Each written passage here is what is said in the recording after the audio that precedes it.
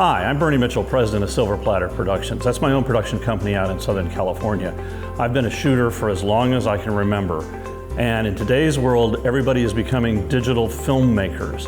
And so in this episode, we're going to talk about this specific camera, which is the Panasonic DVX200, a handheld 4K camera. And I'm also going to be giving you my points and my philosophies about how you shoot when you're on location. We're going to be driving around town, picking some spots, and talking about how you can shoot with this camera and get some really incredible footage. Okay, so here we are in New Haven, Connecticut, and can't say that I've really been here much, but one of the things I like to do when I do get into a different town is drive around, figure out where the scenic locations are. I've done a lot of shooting in it over the years, travel documentaries and so forth, and every city has its own character, and every city, of course, has multiple stories to tell, so the idea is find the locations that tell the story. So we're going to start out and drive around and see what looks good and go shoot a couple of scenes and see what happens. While we're driving, let me tell you a little bit about my personal philosophy. I've been in this business, and I started shooting film years ago, and I think I've shot every format of film, every format of videotape, and now for the last 12 years, file-based digital media. What's interesting is terminology. You know, we always used to say we were filming. Then we'd say, oh, quiet, we're videotaping. Well, we're not doing either of that anymore. We're actually capturing files. That sounds kind of boring, but when you shoot with any of these modern digital cinema cameras, that's what you're doing. You're capturing a file, and the file is just information that plays back and looks like digital media, and it can be cinematic or it can look very much like video, and the choice is up to you as a shooter. Now, one of the things that's happened is these cameras, many of these cameras now, and the DVX200 does it, shoots at pure 24 frame. Well, that's film rate. So everybody thinks, oh gosh, I'll shoot at 24 frame and I'm a cinematographer. Well, I spent many years going to film school, and that doesn't make you a cinematographer. If you do shoot at 24 frame, you need to be very conscious of what you're doing. It's very different at how a videographer would normally shoot. Now, there's nothing wrong with being a cinematographer. There's nothing wrong with being a videographer. I've been both, but they are different. The way they approach things are different, and we'll talk about that a little bit when we get to a couple of the locations. The key thing is to think about what you're shooting and how you're approaching it, and what kind of timeline do you have. I mean, frankly, if you're going out and you're shooting news, you got no time at all. You're going to shoot, and you're going to get it back to the station, and it's going to go live. If you're a wedding videographer, God love you, you got no time either, because you want to shoot it and get it to the reception so people can see it. If you're new to shooting, then think about what you're doing and think about, okay, are you going to edit the stuff? And you're going to put titles on it and music and make it a nice little story. You can certainly do all that, and there's lots of tools out there that'll help you do it. A lot of online tutorials as well. So we'll kind of go over a lot of these things and how you set up the camera when you get to the location and so forth, so you get some tips. Now, the other thing, the buzz now, of course, is 4K. Everybody is hot about 4K resolution, and this camera shoots 4K. But a lot of people don't deliver on 4K because, frankly, it's not that easy. And so, all right, why should you shoot 4K if you're not going to deliver 4K? Well, the answer is you want to shoot the best quality that you can to start with. And if you shoot in 4K and you edit in 4K, and then you down convert to high def and put it on the web even, it'll look better than if you started shooting in high def. It's just the nature of the beast. So there are definite reasons to shoot in 4K, definite reasons to consider a 4K camera, even if all of your deliverables are HD, DVD or Blu-ray or on the web or YouTube. Although, you know, YouTube has a 4K channel now. So, you know, you could actually post your 4K footage up there. So these cameras give you lots of options. So here we are at East Rock Park. And you notice the first cardinal rule of shooting on location is dress for the location. So that's why I have a different shirt on than I did in the studio. Probably could have wore shorts. Now, you know, it depends. I've shot up in Alaska at minus 67 degrees, and of course then I had parkas and very heavy gloves. But make yourself comfortable while you're shooting, because if you're comfortable, you'll be able to get the better looking shot. Now, I've been on crews where I've had lots of people, you know, 20, 25 people on the crew, craft and services truck, the whole 9 yards. Today, it's a one-man band. It's me, the camera, and the sticks. Anyway, this is a pretty nice location up here. We've got a good view of the city. I think I'll take what's called an establishing shot, kind of a scenic, and I'll show you how we do that in just a second after I get the tripod set up. Okay, before we get set up to do this first shot here, I want to take a minute and talk about ways of shooting. Generally, if you're a one-man band, you can hand-hold the camera. And this camera has an optical stabilizer in it, so you can do this kind of thing and actually shoot an interview handheld, which is quite nice. If you're running and gunning, if you're going to be a videographer who generally runs and guns, this is a perfect camera for that. It's got your zoom lens built in. It's only 6.5 pounds. Now, when you go to shoot, you have your choice. You can shoot in 4K or you can shoot in high def. You can shoot at 24, 30, or 60 frames per second. What should you pick? Well, it depends on what the look you want. If you want 24 frame, like I was saying earlier, that film look, then shoot at 24 frame. But if you do, please pay attention to this. In my opinion, MTV has ruined some generations of shooters because people believe they can pick up a camera shooting at 24 frames and do this. You can't. A videographer could do that at 30 or 60 frames and you'll still get a pretty nice shot. If you're shooting at 24 frames, the pan has to be incredibly slow. I mean, literally, if you have a shooting from here to the camera there, if I'm shooting at 24 frame, I want to slow that pan down to about like this. Now a video guy will go, are you crazy? Done. Okay, yeah, if you shoot at 30 or 60 frame. Also, whenever possible, use a tripod. Although the stabilization in the camera is great, the tripod will help you out. Okay, the first thing you have to do is white balance the camera, no matter where you are. And even if you change locations, you should white balance. Now, the easiest way to do this is to take something white and shoot with the camera. I generally carry around a clean white handkerchief, put it up in front of the lens, have the lens focus on it, and then, of course it's hard to do when you're one guy and the wind's blowing, but then there is a white balance button right here. And you push that and the camera will balance to white. So let me make this a little bit smaller and let's focus on it. And let's push our white balance button. Right there, the sun's on it. Good. Okay, now we're ready to start shooting. One thing that's nice about the Panasonic DVX200 is that it comes with built-in ND filters. Now you can see we're out here in bright sunlight. What the ND filter allows me to do is drop those in and then I can open up the lens.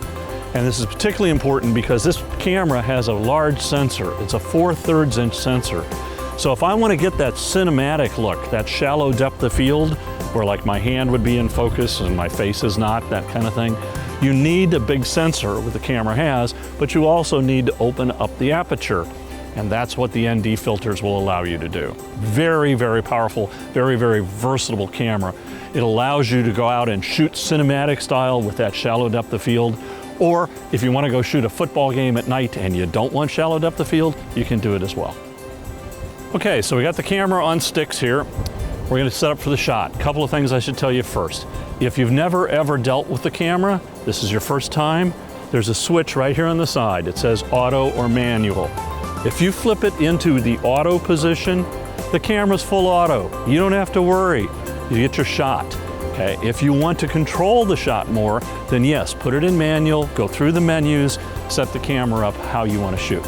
Now the other thing I'll tell you is this LCD viewfinder is terrific and I use it a lot. I am not going to use it here in bright sun because in bright sun it reflects too much and you can't really see anything. So I'll use the viewfinder here to get my shot. Now it's later in the day, it's about midday. Generally, I try to shoot in the mornings or toward the evening. The lighting is better.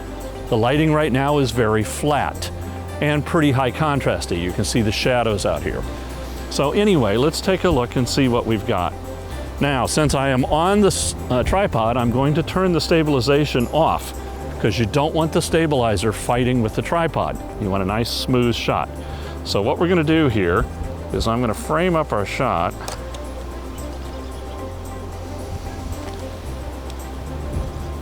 My finger's in the right place on the tripod. I've got a nice shot here of downtown. Check my focus. Now, there is a button called Focus Assist. Please use it. When you do, you get two things. You get focusing, peaking in a color. In this case, it's red, and the center of the picture is expanded. This is really helpful to let you get your critical focus, because if you are shooting in 4K, focus is critical. Okay, so now we got the shot framed, and we're gonna do a nice slow pan here from the city over to the water. We're shooting at 30 frames, yeah? Okay, good. Now, let's go back and do what's called a whip pan, and you can see how ugly that really looks.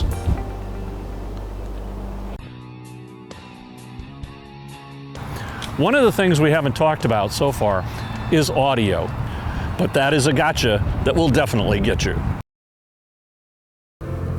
One nice thing about the Panasonic DVX200 camera is it records on inexpensive SD cards that are readily available.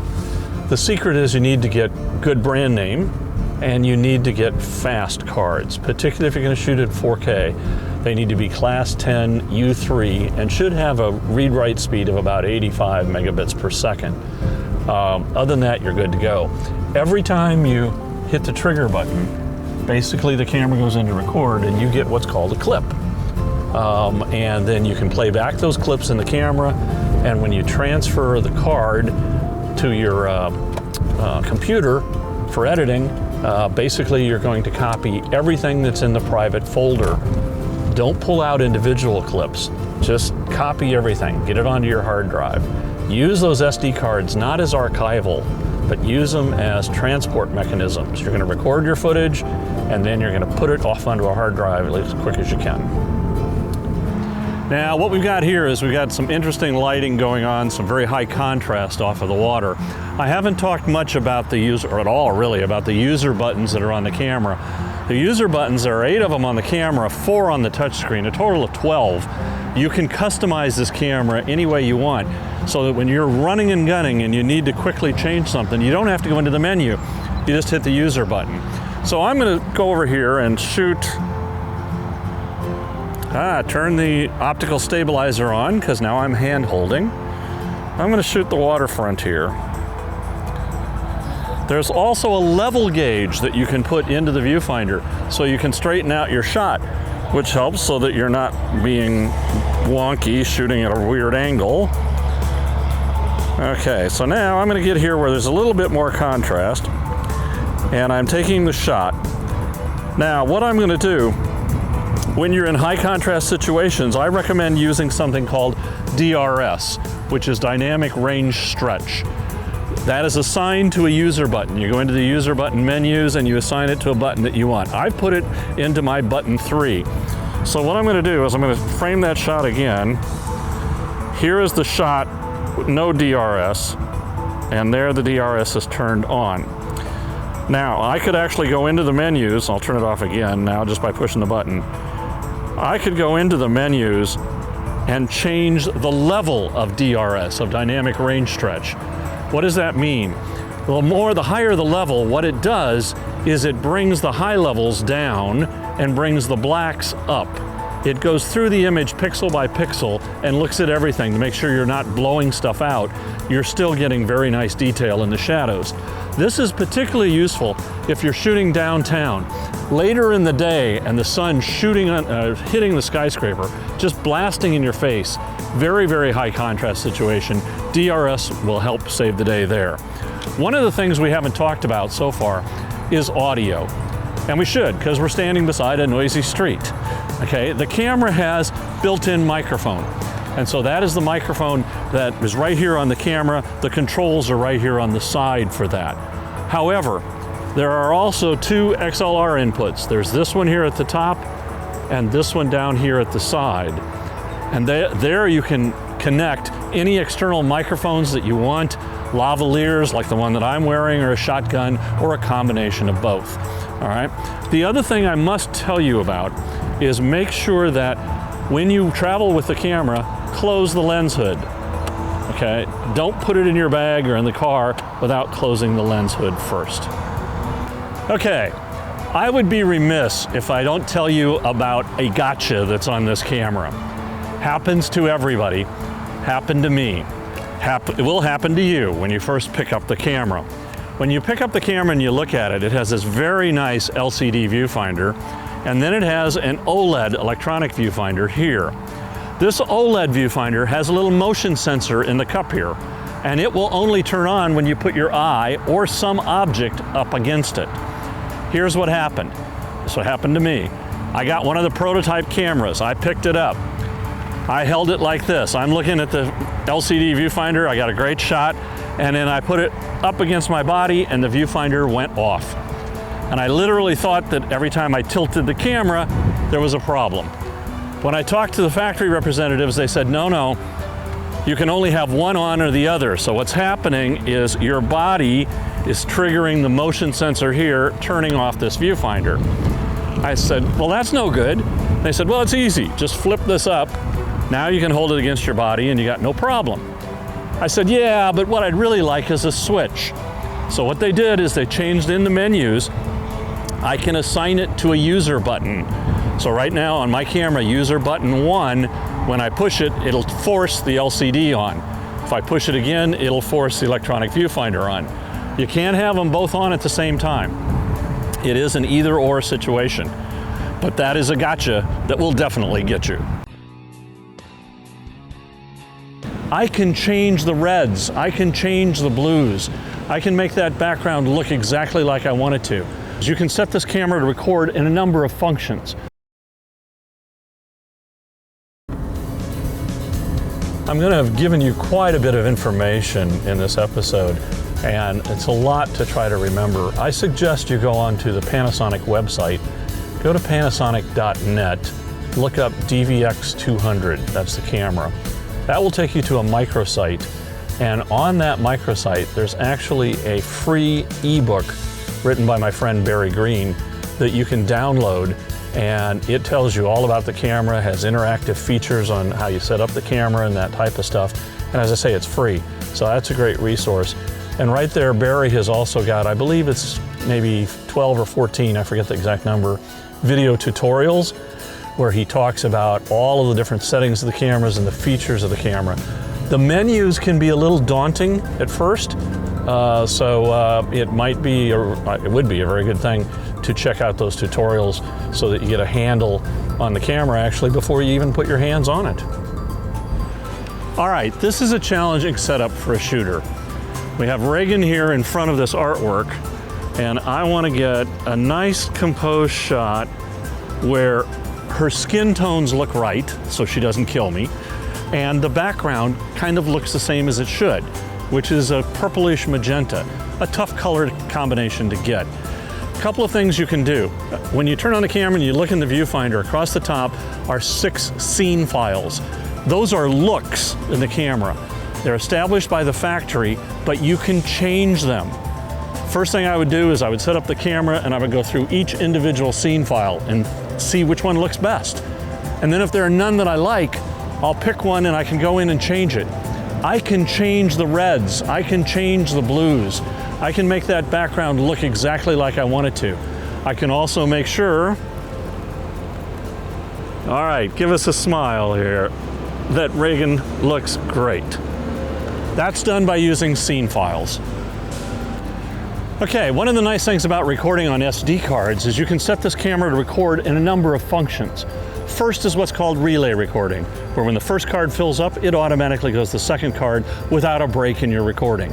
This is great if you're recording very long duration things, a concert, a dance recital, graduation, or even perhaps a wedding. Or you can set the camera up to do what's called simultaneous recording. In this case, both cards record the same format and same frame rate and same resolution on both cards. Or you can tell the camera to do dual codec recording. So card 1 could be 4K and card 2 could be high def, making it much easier in your workflow for editing.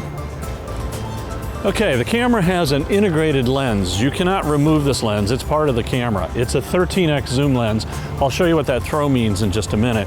On the lens barrel itself, you have an iris ring, you have a manual zoom ring, and you have a focus ring. In bright sunlight, we'll throw in the ND filters because you don't want to stop the lens down. If you stop it down to f16, which you normally would without the NDs out here, you're going to lose some resolution. What you want to do is keep it at the sweet spot of the lens, about halfway, about 5/6. So throw in the ND filters.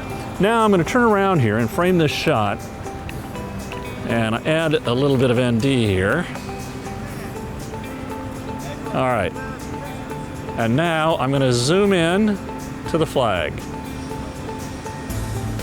And here's our zoom coming out. You can adjust the speed based on your menu settings.